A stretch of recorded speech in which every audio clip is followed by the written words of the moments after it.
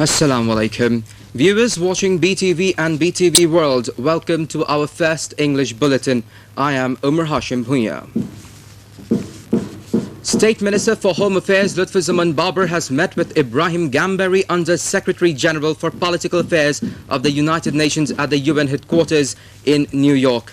During the meeting, they discussed the current global political situation, including the new threats of terrorism.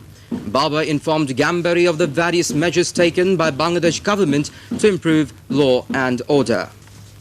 The State Minister underscored Bangladesh's commitment along with other nations of the world to the fight against terrorism in all its forms and manifestations. Gambari lauded Bangladesh's significant contribution to UN activities, including in the area of proposed reforms. Babar also met with Hedi Annabi, Assistant Secretary General for UN Peacekeeping. Annabi praised Bangladesh's leading role in UN peacekeeping and its recent contributions, including providing police peacekeeping. Permanent representative of Bangladesh to the UN, Dr. Iftikhar Ahmed Chaudhry, was present at the meetings.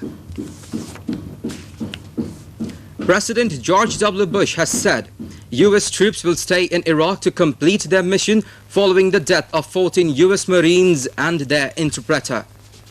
The roadside bombing in which they were killed was one of the deadliest attacks on U.S. forces since the 2003 invasion. The latest attacks brought the U.S. death toll to more than 1,800 since the Iraq invasion. More than 13,000 U.S. troops have been wounded.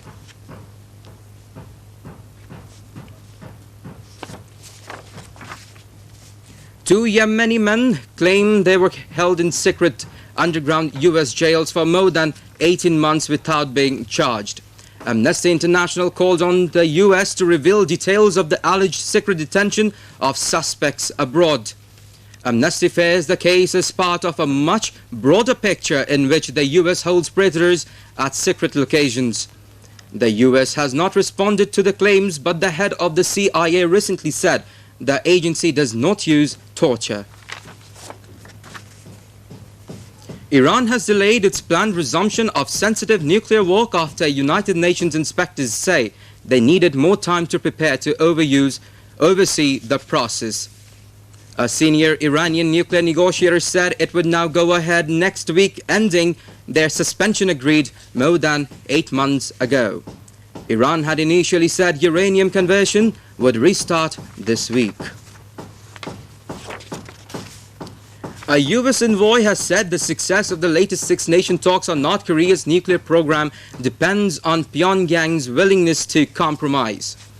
Christopher Hill said the U.S. had done everything during the Beijing talks, are now in their 10th day, to persuade North Korea.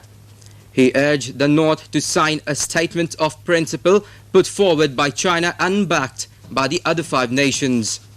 The North wants security guarantees and aid before it will scrap its programs, conditions the U.S. has balked at. The American Space Agency NASA says it is still to decide whether astronauts on board the shuttle Discovery will need to make another spacewalk to carry out further repairs. NASA says a spacewalk on Wednesday to move fiber from the surface of the craft was successful, but there are still doubts about the safety of a thermal blanket below the cockpit window, which was damaged on takeoff. Viewers, that's all for now. Don't forget to watch our next bulletin in Bangla at 4 p.m. Allah Hafiz.